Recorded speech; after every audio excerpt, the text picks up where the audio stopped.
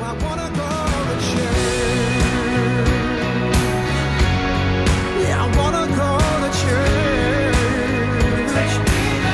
Oh, I wanna go.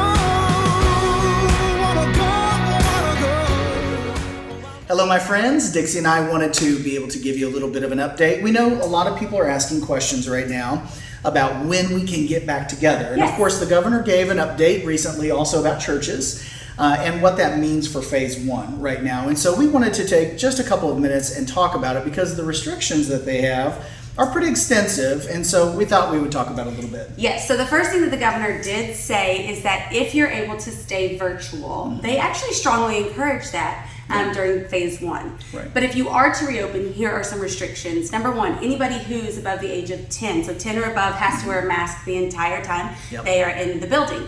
Number two, there's no kids' church allowed at all. Number three, family groups have to be 6 feet apart from another family group. Our coffee bar would need to move outside because we're serving food. Right. Also, it's really highly suggested that our before and in between church time moves outside also. Right. So basically for Renew, we would open the doors for service time, and then we'd have to figure out a way to navigate in our auditorium, families 6 feet apart from one another. And then it was really very clear that there was no personal contact allowed at all. No hugging, no shaking hands, no elbow bumping, no physical contact at all. So there were some really big Yeah. restrictions for phase one of opening the church. Yeah, absolutely. So ultimately, here's the short answer. We've decided to wait at least a couple weeks. Now, we're not sure. I'm not saying only 2 weeks, but Right. we're saying that we're going to wait at least a couple of weeks for now, and then continue to talk about that. and what The that governor means. has the Yeah. idea of revisiting in 2 weeks to see Right. how phase one is looking. Yeah. I think that's really smart to be able to see how this goes because things are starting to reopen. That's And right. working, right now what we're doing online is working really well. It We is. have Yep. seen the church explode, which Yeah. is something that we talked about initially. And I know that a lot of you have given us feedback about Mm-hmm. it, about your experiences during this virtual time of church Mm-hmm. online. It's very interesting to hear stories. If you haven't shared your story about church online, Mm-hmm. Yeah. I think it would be awesome for you to do that today because Yeah. Mm-hmm. some people are going to need encouragement during this time. Not everybody's going to be totally jazzed about this. However, church is church. It's being church. We're Yeah. being the church, and That's right. people are getting involved. So I've loved to see the growth and be able to be creative and to be able to engage with all of you online. And while it's working, let's let it keep working. That's right. Yeah, absolutely. And one other thing, something that occurred to me while you were talking, and that is if you're struggling with this right now in your family, like how do we do church at home and all those things, reach out to us too, because we can put you in touch with some other families that it's Thriving. working well, they're thriving, everybody's growing. And so if you're struggling with it, send us an email, info@renewcabot.org, and we'll get back to you and we'll see if we can pair up some people. We're ready to be with Yeah. you guys. We're ready Yeah. to love you guys and to Yeah. get back to church in a way that we can see one another. Yeah. However, I really do agree with the governor on this during phase one Yeah. that if you can remain virtual, I strongly and highly encourage you to do so. So I agree 100%. we're jumping on board with that one. Yeah, I agree. Now, some questions come up, and I've had this come up a couple of times recently. Okay. And partly why we're doing this and taking this moment, just some questions that are coming up. But one of the questions is, are you guys allowing the government to dictate what the church does? And the answer to that is no, we're not. We have our own medical professionals here, my biological background and how we've researched it out and we've studied it. We think this is prudent. We really do. We think it's a prudent decision to be able to hold off on getting face to face right now. And I also want to read one scripture to you because I think it makes it very clear that we can all be on the same team on this. And so let me read to you Romans 13, 1-4. Here's what it says. Everyone must submit to governing authorities, for all authority comes from God, and those in positions of authority have been placed there by God. So anyone who rebels against authority is rebelling against what God has instituted, and they will be punished. For the authorities do not strike fear in people who are doing right, but in those who are doing wrong. Would you like to live without fear of authorities? Do what is right, and they will honor you. The authorities are God's servants, sent for your good.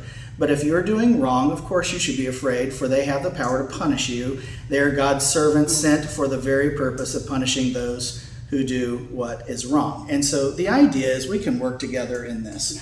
We don't think the governor's against us. We don't think any of No, that. churches are not being asked, we need to be very clear that churches right now are not being asked to do anything against our faith. We're not being asked to not pray. We're not being told that we cannot have a church service.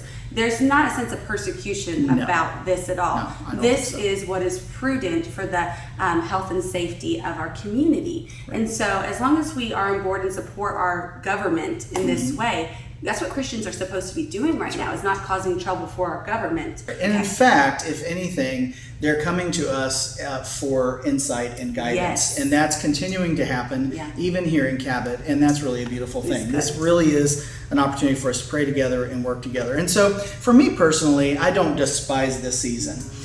In the beginning it was hard. It was like, what in the world? How are we going to do this? Yes. But we are just seeing so many beautiful things. That's the truth. And again, if it's not working for you and you're really struggling, please let us know, and we'll do some things. We'll partner you up, or we'll give you some guidance or whatever.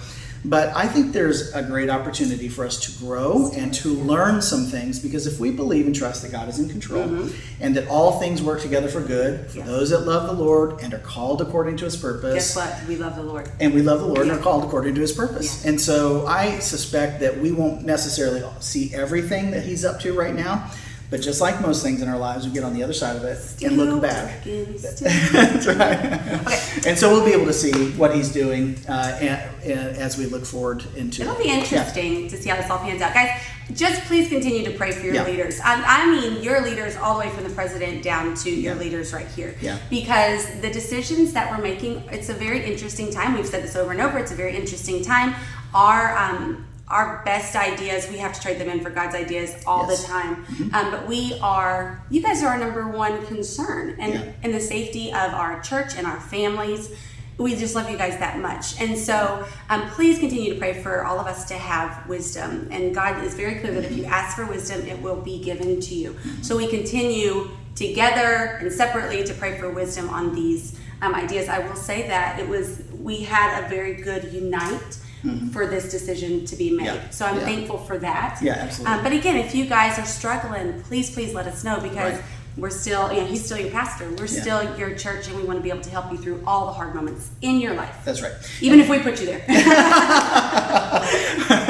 Okay, so here's the deal. Going forward, we're going to give you updates weekly. So Dixie and I will jump on here. We'll give you an update, kind of what to expect and how to plan and all that. But at least for a couple weeks, we're going to keep going the way that we're going, and I think we're good. I think we're going to be in good shape. And so here's the last thing I say. Won't it be exciting, though, when? It will be so exciting when we can come together and we don't have to wear masks, and we can give each other those hugs and all that. Of course, I made a joke about that not too long ago in one of the sermons, which was all of our non-huggers are going to want to be huggers, but then the huggers are so out of practice, they're going to be non-huggers. We're still not going to know what to do. We're going to be like, how do we do this? And we just know that you guys love each other so much that these regulations would be almost impossible to fulfill. So, give us a couple more weeks, and we'll just keep updating you and letting you know what's going on here. Yeah. So here's the thing. Keep connecting. Keep worshiping. I want to encourage you to try and jump in with us even in the mornings on Sunday when you can. Oh, and Roku now, for many of you have that Roku TV. It's another Live, option. YouTube, lots of options too, rather than just on your phone. But keep connecting, keep worshiping, keep praying, keep loving one another. And we're going to continue to be the church. Many locations, but that's okay. I love it. And so we love you. We're thankful for you. Thanks for taking time to watch this. Please like or love it and share it out. And we'll talk to you soon. Bye. Bye. Oh, I wanna go to church. Yeah, I wanna go to church. Oh, I wanna go.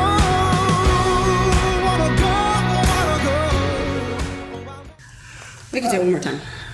I rambled.